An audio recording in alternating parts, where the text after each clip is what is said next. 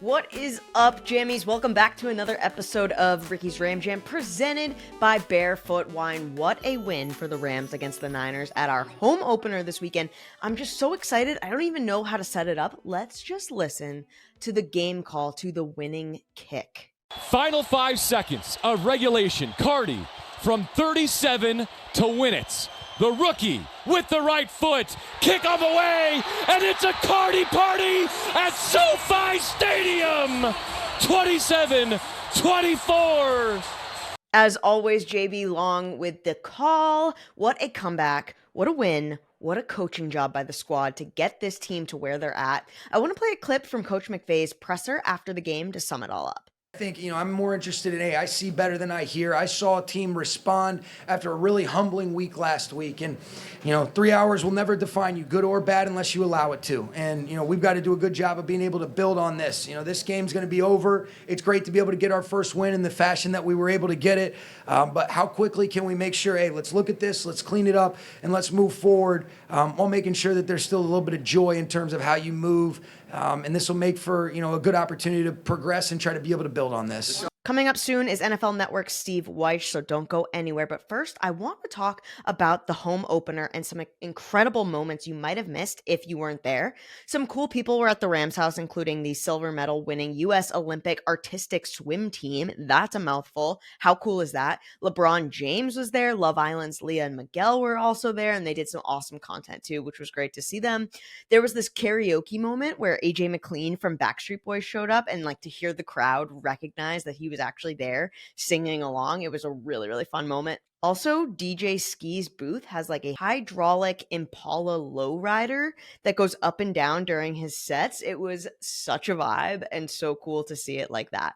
Okay, this week's coin toss. I thought we were going to get the interception last week, but I'll settle for a forced fumble and those turnovers. Also, that 40-yard bomb from Tutu to DeMarcus. I thought he was going to catch that and then get in for a touchdown. We're so close to nailing one of these. So let's try it for week 4. Okay.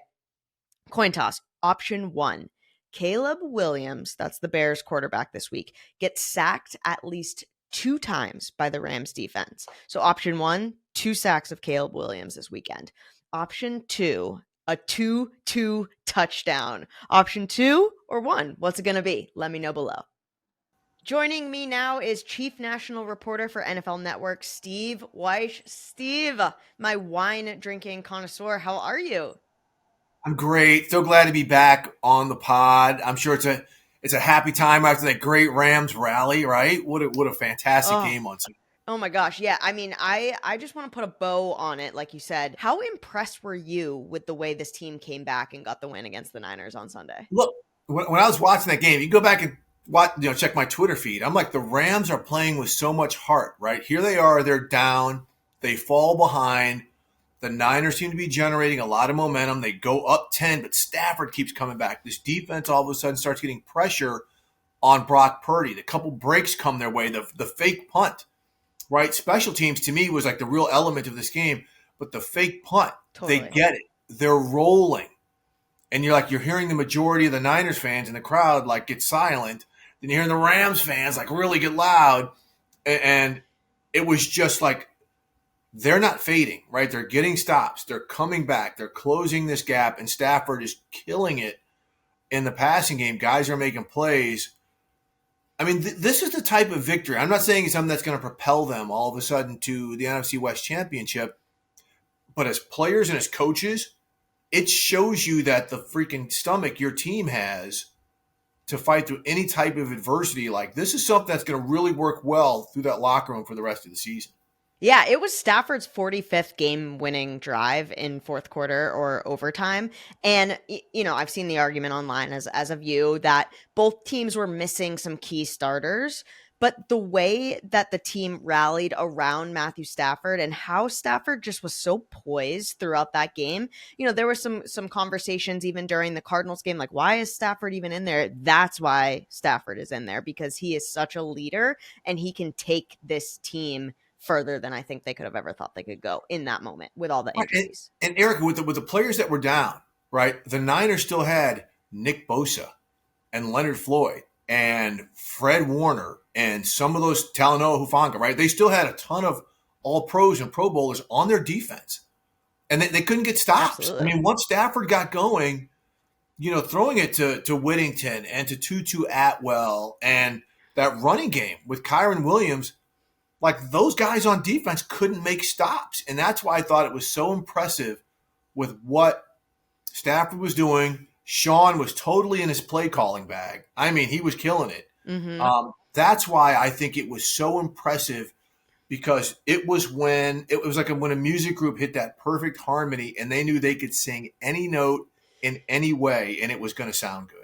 Yeah, it ended up being called out of bounds, but even that 40-yard throw from Tutu, I think he was a quarterback in high school, but that throw even and that catch by DeMarcus, like it was so close. Like I just thought like you nailed it when you said McVay was in his bag. It forced him, without Cooper Kupp, without Puka, without some of these guys, to really get creative, which I think frankly is needed against this Niners team, and it was so much fun to watch.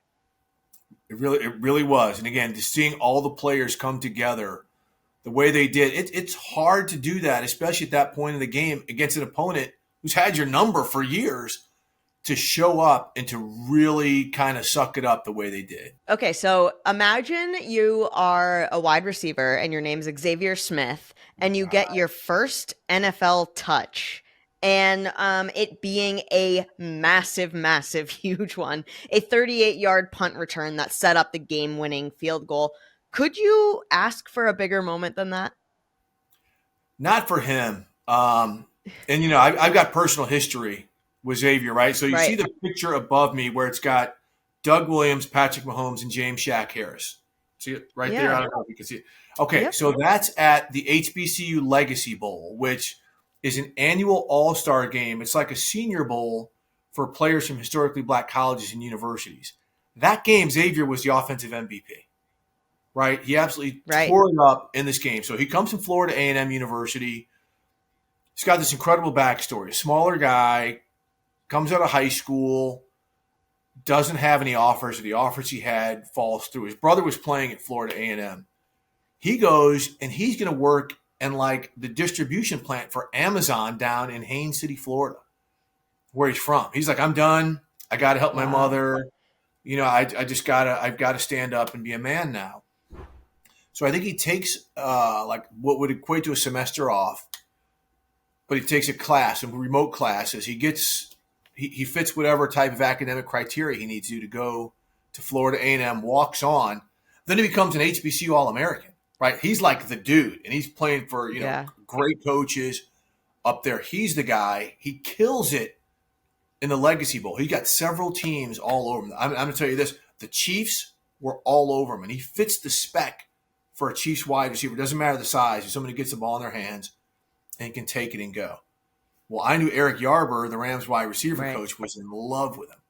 Right, we've had conversations about him. Yeah, and he's like, "We're going to draft him. Like, we're going to draft this dude."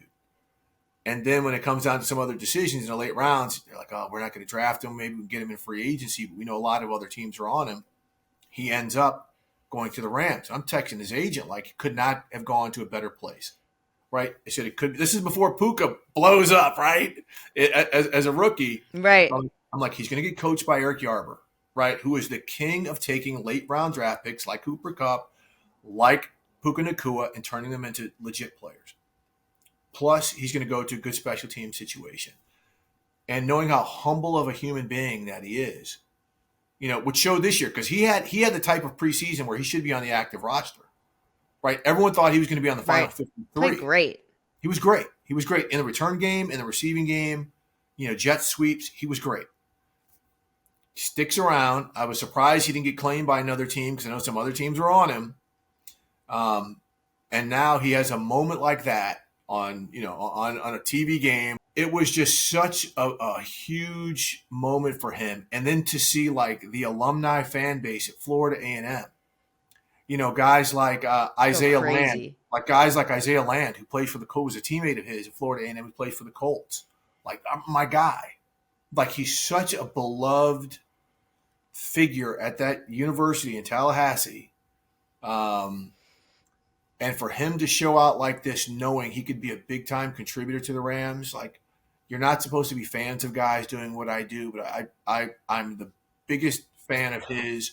And I think he's someone over the course of the season, the more opportunities he gets, the more dividends he's going to pay off for the Rams. I think he told his mom on Friday, "Hey, I think I'm playing on Sunday." He gets a game ball after, which was awesome, which he gave to her. Like, just the stories that I'm hearing surrounding him have just been incredible, and And I I'm think it just was his really, really birthday. excited for him. And I think, yeah. Oh, I didn't even know that. Yeah. Yeah, So he right had around. maybe the best week ever. I mean, that's awesome. He is going to be our punt returner going forward. I think McVay said that in a presser, which is so rightfully deserved. So hopefully that stays the course.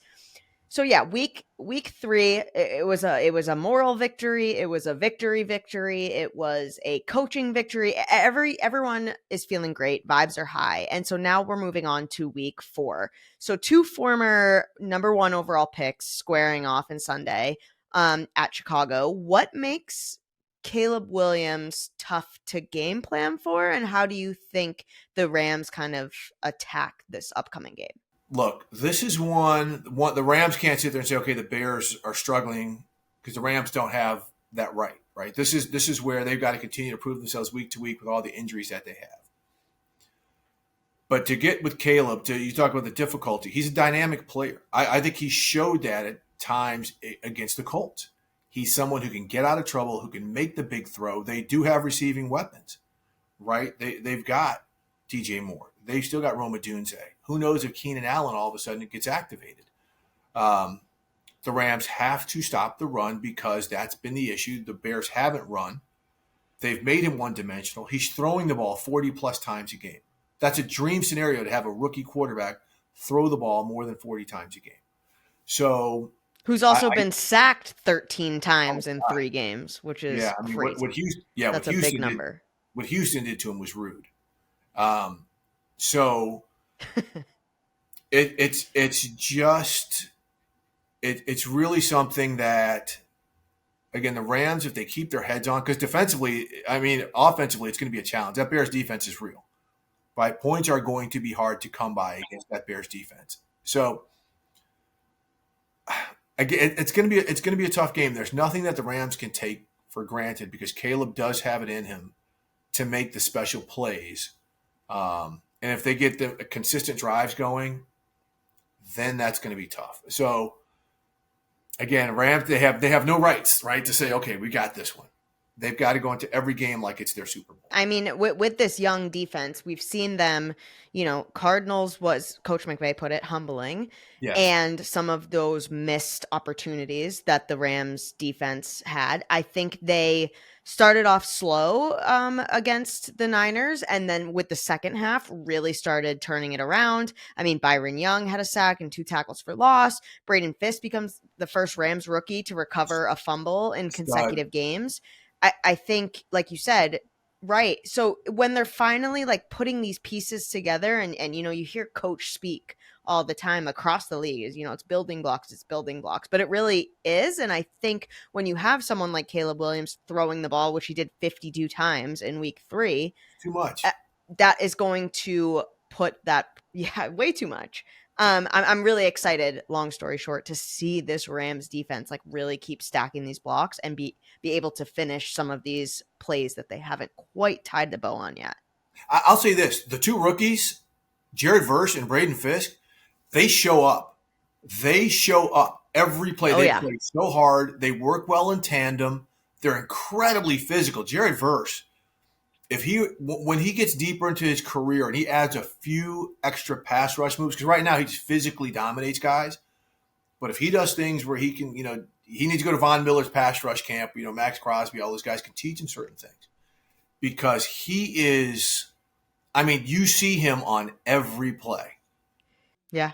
He's incredible, and it's really fun to watch, and it's fun to watch him with Byron Young together too. It's been 2 peas in a pod with that too. So the Rams are getting healthier along the O-line. We had Alaric Jackson back this past week, and like you said, it's a solid Bears defense. How does the Rams offense spread the ball around to get guys like Tutu, Demarcus Robinson, Tyler Johnson, etc., with using Kyren, I guess, against this tough Bears D?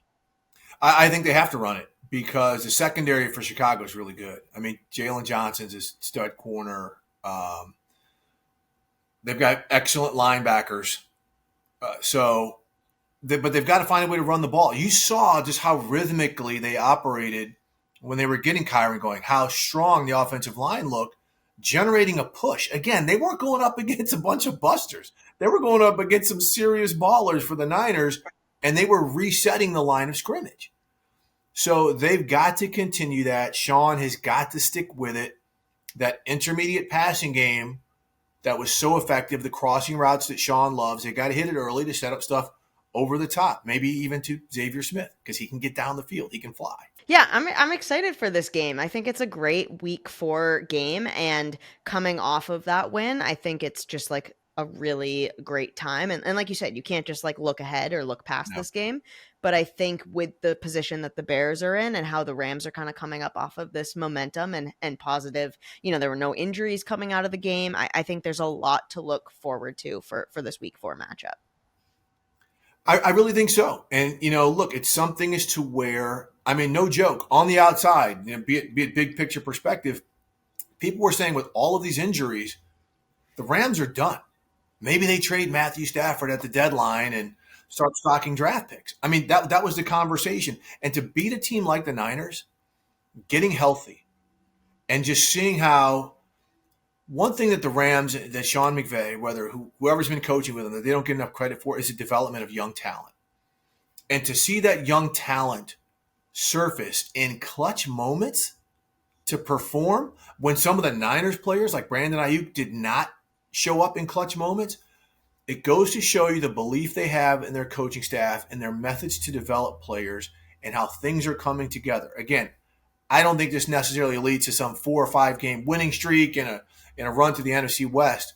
But week by week, if there's that improvement with that play caller and that quarterback, and with Cooper Kupp eventually coming back and Puka Nacua eventually coming back, knowing they've got some gas in the reserve with some of this other young talent coming up, I think it's going to be very promising, especially on the back half of the season when they get healthy, with some of the momentum that they could generate here. I mean, they took the Lions to overtime in week 1. It really is a game of inches, and it this whole narrative could be changed. Yes, Arizona was a different beast in itself, but like we said, there are a lot of different ways that this team can move forward week by week. Steve, before I let you go, I always ask the same 3 questions, and now we have different questions because it's a new season.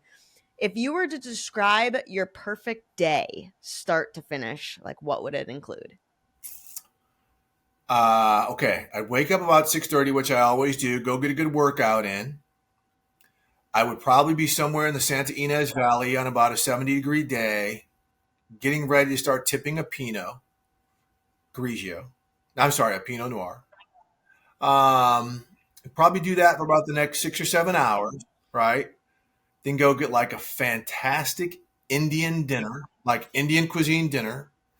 And then probably go back to whatever nice Airbnb cottage my wife and I are staying at and figure out what we want to watch. Like I told you, I'm a true crime junkie.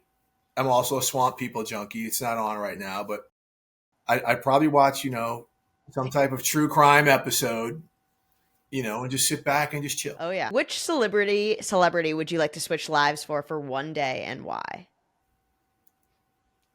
Wow. This is a really, really, really good question. You know what? Here it is. Here, you know what? My guy, Wolf Blitzer. I would like to switch interesting. places. Okay. I like Wolf that. Blitzer. I'd love to live in the world where you're getting constant bombardment. Like I don't need like the champagne life. I've got my wine life. Okay. So I would rather like be in Wolf's chair, deal with all of the crazy national and international news, and like see how I digest it and like figure out the next steps. I'd like to be Wolf Blitzer for a day. That would be a kind of stressful situation, but kind of fun too. You're right. I think that's a good perspective. Last question. Iced coffee on a snowy day or a hot coffee in a heat wave? Hot coffee in a heat wave. I cannot stand cold coffee. I don't know what it is, but that is not it for your boy. Okay. I do not get down. I All do not. right. I will sit in the middle of Las Vegas, sipping a nice venti, hot one, cream only, no sweetener. Okay. Okay. Wow. That's a hot take. Literally. It's a literal hot take. Literally. Steve, thanks so much. It's so great to see you. Love your insight as always, and looking forward to seeing all of your predictions come true for week 4 because you've been nailing them so far. Well, we'll see. Hopefully better than week 3. I didn't nail it week 3, but I think I just got shrug emojied in real life, but that's okay. He's just being humble. Steve Wyche, there he goes. What a great guy. Love all of his insight as always. And like he said, it's going to be a great game in Chicago for week 4. So that does it. We're off. It's an away game this upcoming weekend, like we've been talking about. And then we've got a long stretch of home games at SoFi Stadium. So drink your barefoot wine, stay hydrated because the season is just getting good. Let's ram it.